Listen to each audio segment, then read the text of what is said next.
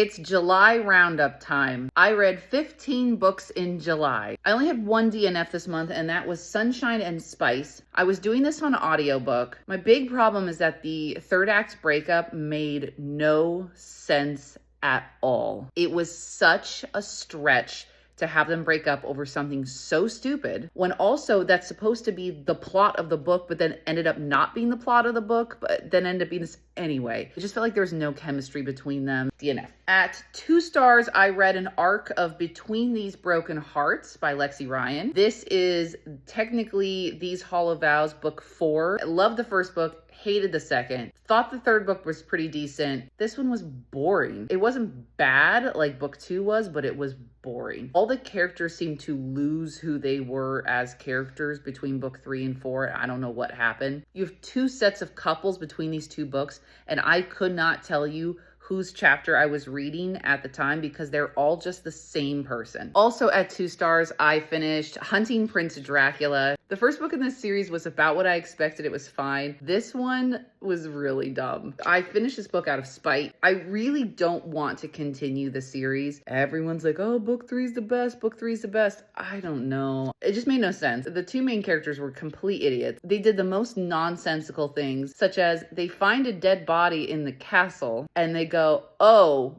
let us write a letter to the headmaster that we have found a dead body and we'll just see what happens. We'll give it 48 hours to see if anyone finds the body. And if not, then we will write another strongly worded letter that there is a dead body in the castle. I feel like a lot of you told me this was the best book of the series. You're all liars. At 2.5 stars, I listened to the audiobook of There Was a Little Girl by Brooke Shields. I've always heard all these horrible things about Brooke Shields' mother and what she made her do. Admittedly, I was kind of hoping for a Jeanette McCurdy style book. This one really wasn't that. It just felt like you're reading a book justifying her mother's actions, and it wasn't particularly interesting. At 3 stars, I read Soul of Shadow by Emma Noyes. This just came out last week. It's perfectly fine. It's definitely lower YA. In general, I just felt like the decisions the characters make didn't make a lot of sense. But I think if I had read this book when I was like 13 or 14 years old, I would have really loved it. And I feel like I saw the twists and turns coming from a mile away. 3.5 stars, my book club read Mile High by Liz Tom Forty this month. This is a series I've been really wanting to read. I've heard the Windy City series is great. And I did overall really enjoy this book, but good God, was it long. It was, I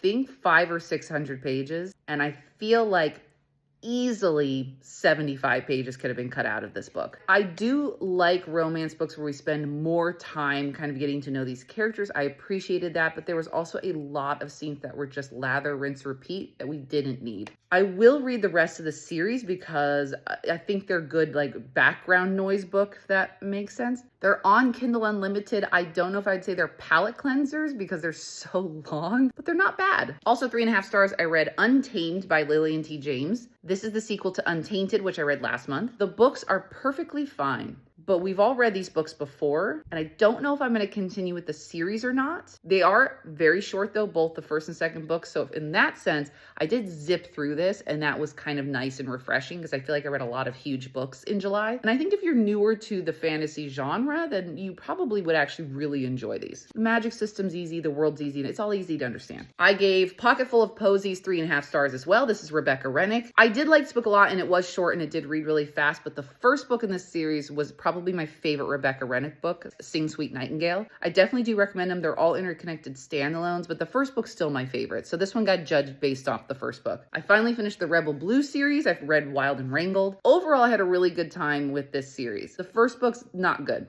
The other books are really good. I still think book 2 is my favorite. No, 3.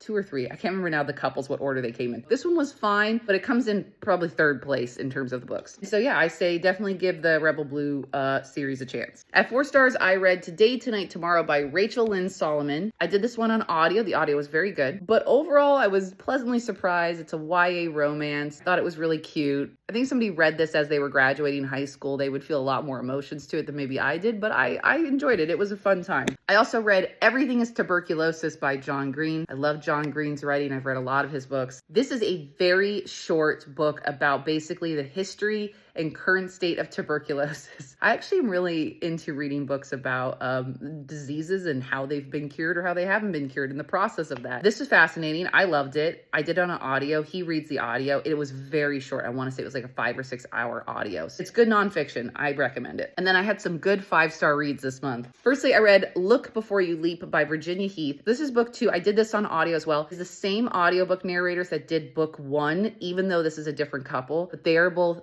fantastic.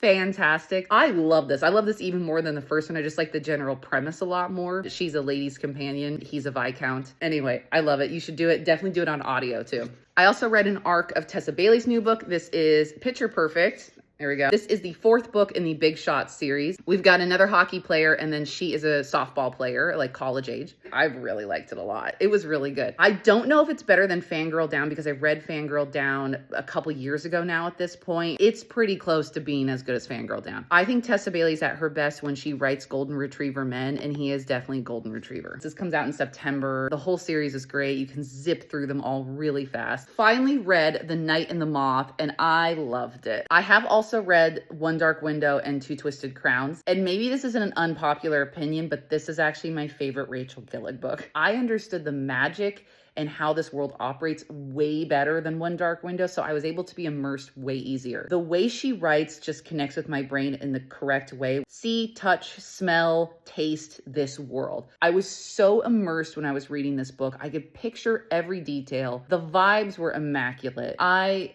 loved it. And my favorite book for July, to no one's surprise, was Arcana Academy by Elise Kova. It has to be because I'm in the acknowledgments, so I'm legally required to make this my favorite book. Really, I loved it. I was a little confused with some of the magic stuff for the first half. Some of the timeline stuff didn't make sense to me, but you have to trust the Elise Kova process. She really plots and plans before she starts writing, and it all makes sense. It will all come together. This was great. If you love tarot-based magic, then this is definitely the book for you because it is highly, highly, highly involved with tarot magic. We have a lot of story left to tell, so I'm really excited to see where this is going to go. And yes, it is spicy. All right, that was 15 books for July. I hope everyone has a great August, and we'll talk soon.